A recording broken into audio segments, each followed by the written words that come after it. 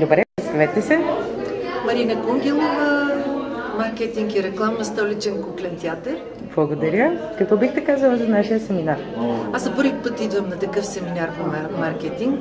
Много съм впечатлена от различността, по която се поднасят нещата, защото си представях семинара по друг начин. Тук всичко е доста практично поднесено, доста оперативно, много артистично нагледно, което е впечатляващо, и много синтезирани са нещата, които наистина ще ни трябват в работата.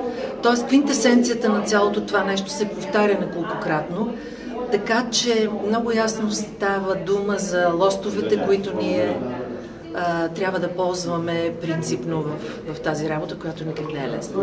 Благодаря ви. А какво бихте казали за нас? Всичко е прекрасно организирано, много ме впечатлява. Поканата, разговорите по телефона, атмосферата, в която сте ни сложили, този прекрасен хотел, много мило отношение и продължавайте в този дух. Мисля, че ще успеете да имате повече клиенти.